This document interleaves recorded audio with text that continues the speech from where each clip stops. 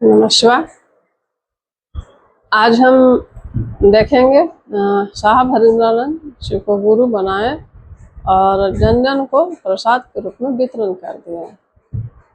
यानी वो कठिन तपस्या किए, शमशान गए, साधना किए, आधी आधी रात तक ले शमशान में साधना करते थे। कभी शमशान में जाते थे तो कभी मजार जाते थे और बहुत कठिन तपस्या किया। लेकिन कई शारीरिक गुरुओं से ठगे जाने के बाद वो शिव को गुरु बनाए और उसके बाद वो बहुत परिणामदायी रिजल्ट आया उनके जीवन में। और उन्होंने संकल्प लिया कि शिव को गुरु बनाए हैं तो इसका जो स्वाद हमें मिला है, जन जन को इसका स्वाद चखाया जाए, ताकि पता चले कि शिव को गुरु बनाने के बाद जीवन में क्या अनुभूति मिलता है। तो आइए उनके बचपन की कुछ अलौकिक कहानी सुनते हैं। बड़ा मज़ेदार कहानी है। उनके बचपन कैसे बीता, इस पर हम आइए प्रकाश डालते हैं।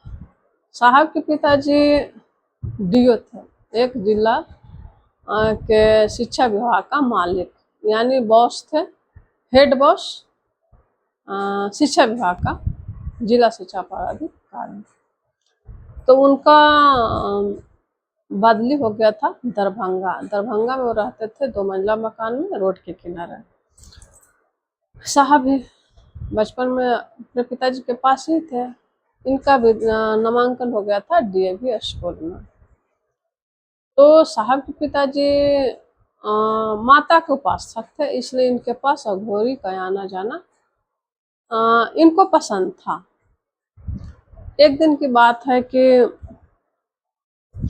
इनका साहब के बाबूजी यानी हरिंद्रानंद के बाबूजी का तबादला जम्मू में का हो गया, तो जम्मू चले गए।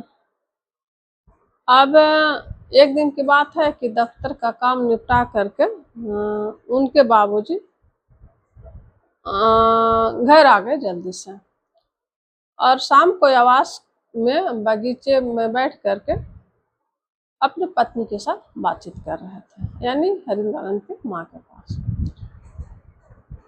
तभी एक तांत्रिक आता है और आवाज लगाता है। तो हरिंद्रानंद के यहाँ चपरासी भी रहा करता था। चपरासी आकर के बताया कि बड़े बड़े रुद्राक्ष के माला पहने, लंबी जटाएं, हाथ में कमंडल लिए भस्म मंडित तांत्रिक आए हैं। तो हरिंद्रानंद के बाबूजी बोले कि मौन स्वीकृति दिए कि जाओ वापस, यानी कि बुला करके ले आओ। अब जो थे रुद्राक्ष की माला पहने, लंबी जटा बढ़ाए, हाथ में कमंडल लिए और पूरे चेहरा भस्म से मंडित था। आया और चिर परिचित अंदाज में हरिंद्रानंद के बाबूजी से मिला। बाबूजी उनके देवी के उपासक थे, इसलिए तांत्रिकों से उनकी मित्रता थी और उनको इन सब का साथ भी पसंद था।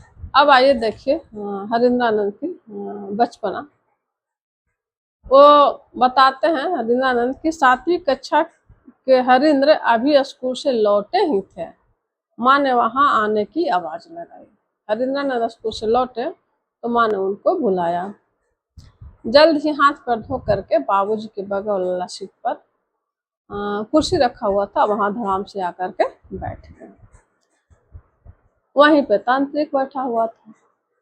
तांत्रिक ने पूछा, बाबू नाम क्या है? कोई उत्तर न पा करके हरिंद्रानंद को जवाब नहीं दिए, इसलिए दोबारा भी कहा कि तुम्हारा नाम क्या है? अघोरी तांत्रिक ने हरिंद्रानंद की माँ से कहा, माँ जी, इस लड़के की आंखों में मोहनी है, इसकी सब बात मत मानिएगा, आगे चलकर यह जादूगर निकलेगा। तांत्रिक बताया हरिंद्रानंद के बारे में उनकी माँ से कि यह बच्चा आगे चलकर जादूगर निकलेगा। यह सुनकर बाल मन प्रसन्न तो नहीं हुआ, पर वो चुप रहे। करते भी क्या, बाबूजी थे तांत्रिक थे, उनसे बड़े लोग थे, इसलिए वो चुपचाप रहे। लेकिन अंतर मन के क्षितिज पर एक नए महासमर का शंखनाद हो गया, एक रहस्यमयी दुनिया के संधान का। आखिर ये मोहिनी है क्या? उनके अंतर मन में ये अनुसंधान होने लगा, खोज करने लगा कि ये मोहिनी है क्या। समय अपने वेग से बढ़ता गया। हरिंद्रानंद की आदतों और मनोवृत्तियों में कोई परिवर्तन नहीं हो रहा था।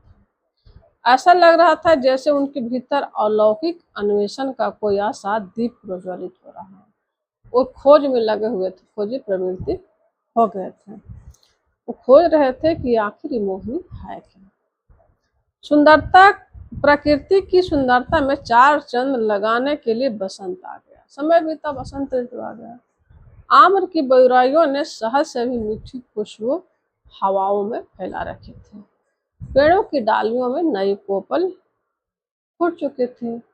नीम, शीरीष, कलौंदा सभी के पेड़ों में, फूलों में खुशबू आ गया था और वातावरण में सुगंधित घुल रहे थे। पीपल की डालियों में छिपी कोयल अपनी रसीली मधुर आत्मस्पर्शी कुक से आशाओं को जगाए फिरती महुए के पेड़ पर मैनों की बारात सी लगी रहती। सभी ओर बसंतोत्सव की तैयारी चल रही थी, यानी सरस्वती पूजा आ गया था।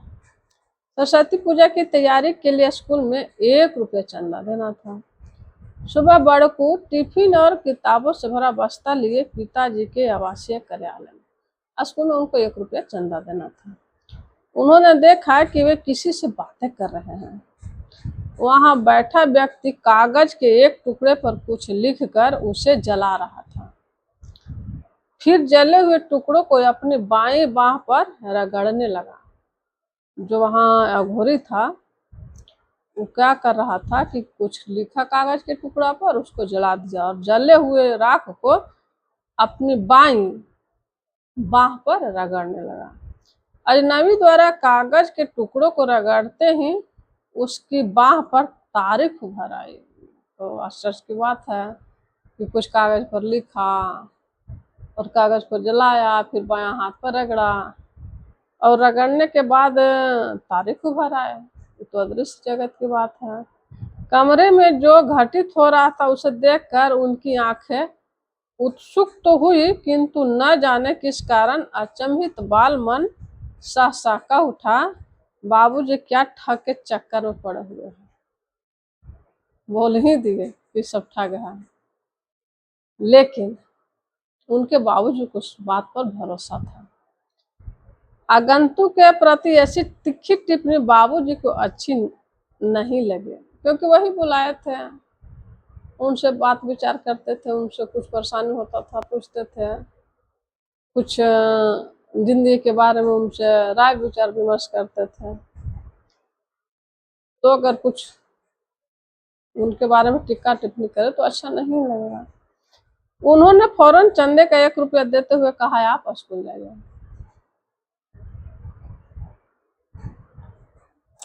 अस्तांचल सूर्य पेड़ों की ओट में छुप रहा था। सांझ अभी रात का द्वार रोके खड़ी थी। पंछी अपने घरों को लौट रहे थे। विद्यालय से लौटे हरिंद्र ने देखा कि सुबह जादू टोने वाला व्यक्ति उनके घर के बरामदे में बैठा है। बाल मनोभाव के अद्भुत उद्वेग पानी के बुलबुलों की भांति उठ रहे थे और समा रहे थे। रात्रि का दूसरा पहर प्रारंभ होने वाला था। बाबूजी खाना खाकर अपने कमरे में जा चुके थे। आगंतुक भी खाना खा चुका था। हरिंद्र कुछ जानने समझने की जिज्ञासा लिए उस जादू टोलने वाले व्यक्ति के कमरे में जाते हैं। उन्होंने खरिका यानी टूथपिक लाने को कहा। हरिंद्र गए कि सवेरे जो कागज पर लिख करके जला करके जो राख वहां पर मले था, तारीख भर आया था, कैसे हुआ था ये जानने के लिए उस जादू टोलने वाले व्यक्ति के पास गया। लेकिन वो जो जादू टोलने वाले व्यक्ति थे उन्होंने हरिंद्र से कहा टूथपिक लाने के लिए। इन्होंने नौकर से मंगवा लेने को कहा। साहब तो बॉस के बेटा थे, जिला के मालिक थे, शिक्षा विभाग को उनका बेटा था। तो बोले नौकर को कि ले आओ। अपना परिचय बताते हुए बाबूजी के अतिथि ने कहा कि आप स्कूल में पढ़ते हैं, मैं भी एक विद्यालय का अध्यापक हूँ। यानी जो जादू टोने वाला व्यक्ति थे वो अध्यापक थे। यह सुनकर शरारत और बचपन की फुहरता ने तिनका तो ला दिया, लेकिन भीगे हुए झाड़ू का जो परिचय दिया कि हम टीचर हैं, जहाँ पढ़े जाते हैं, हम भी वैसे ही विद्यालय पढ़ाते हैं। तो बचपन था इनका फुहरता, बचपन का जो बाल मन का स्वभाव होता। तो उन्होंने कहा कि यह खरिका को एक भींगे हुए झाड़ू का उसमें से निकाल करके दे दिया। उन्होंने बाल मनोविज्ञान की शरारत को भांप लिया था। झाड़ू के तिनकों को कोने में फेंक दिया। जो हरिंद्र झाड़ू के तिनका को ला कर दिया उस झाड़ू वह अध्यापक को जो जादू टोना कर रहे थे, तो उन्होंने एक कोना में फेंक दिया। फेंकते ही हरिंद्र ने देखा कि वहां तिनका नहीं, एक सांप है। जो तो जादू टोना कर दिया, सांप हो गया। भयाक्रांत बालक चिल्लाते हुए चौकी पर बैठे आगंतुक के शरीर पर कूद गया। सांप देखेगा तो कोई भी कूद जाएगा डर से, तो उस आगंतुक के पेट पर ही कूद गया। आगंतुक का संतुलन बिगड़ा, वह भी घबरा गया और कहने लगा, कुछ नहीं है, कुछ भी तो नहीं है। पुनः देखा तो बल्ब की पीली रोशनी में फर्श पर तिनका ही पड़ा था। यानी वह सांप पुनः तिनका हो गया। तिनका फेंका था तो सांप हो गया था। जब हरिंद्र डर गया और कूद गए उन्हीं पर, तो कहा कि कुछ नहीं है, और वह सांप पुनः तिनका बन गया।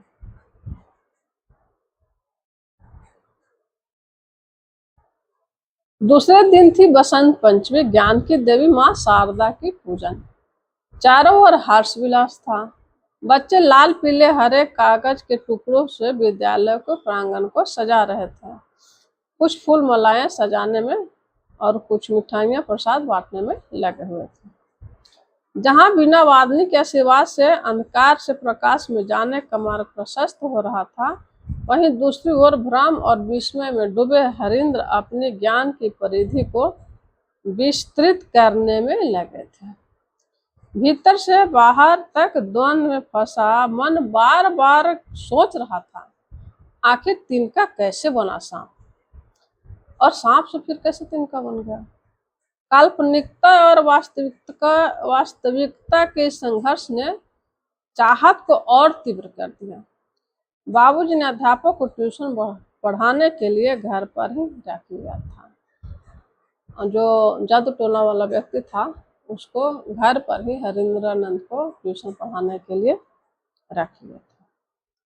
कुछ दिन पूर्व बाल मन में जिस जादूगर का जादू देखा था, उसी से रहस्यमय दुनिया का ज्ञान प्राप्त करने का उद्वेग जाग उठा। पिताजी के अतिथि अब इनके शिक्षक हो गए। उनके साथ ये जल्दी ही घुल मिल गए, क्योंकि इनको जादूगर सीखना था। सुबह उठते बाबूजी से पढ़ते, बाबूजी जाते स्कूल जाते, स्कूल से जाते और शाम के अध्यापक से ट्यूशन लेते। पढ़ाई के बाद जादू सीखने का जुनून इनके सिर चढ़कर बोल रहा था। फिर क्या था, जीवन ने नई करवट ली। एक नया इतिहास बस लिखे जाने से थोड़ी ही दूर थी। कभी कभार मोहल्ले में अपने हम उम्र साथियों के साथ खेलते हैं। इनका खेल भी तो कुछ अजीब गरीब होता। भूत प्रेत जादू टोना का खेल, इनका बचपन का खेल भूत प्रेत वाला रहता। किसी से भूत पकड़वाने की नौटंकी करवाते हैं, कभी स्वयं भूत भगाने वाला तांत्रिक का अभिनय करते हैं। इनके ये अस्वाभाविक खेल आस पड़ोस में चर्चा का विषय बनते जा रहे थे। बच्चा खेलता है कोई और खेल, तो भूत प्रेत वाला खेल खेलते रहते हैं। इन्हें कोई सिरफिरा कहता तो कोई असाधारण बच्चा कहता। पड़ोस की ताई आकर मोहल्ले में चल रही इन अनर्गल प्रलापों से माँ को अवगत कराती रहती। हरिंद्रानंद उधर जो खेलते तांत्रिका का भी अपना रोल लेते, कई बच्चा को भूत प्रेत बना देते हैं।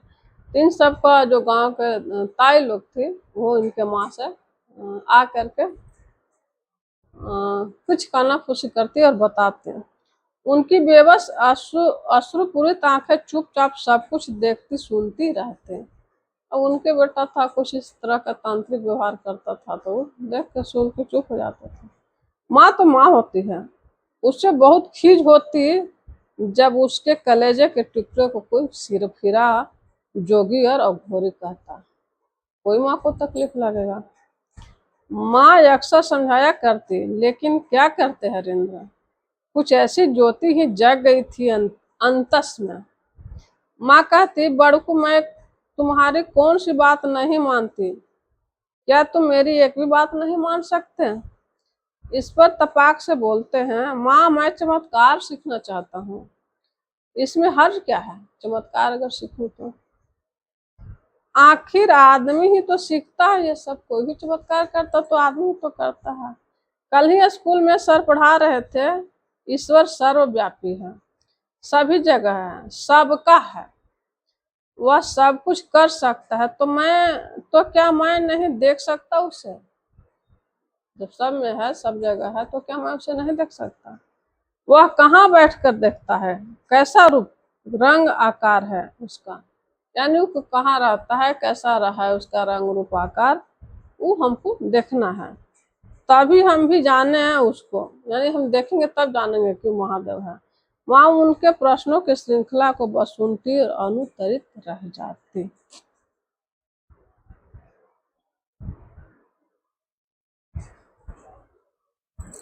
धन्यवाद।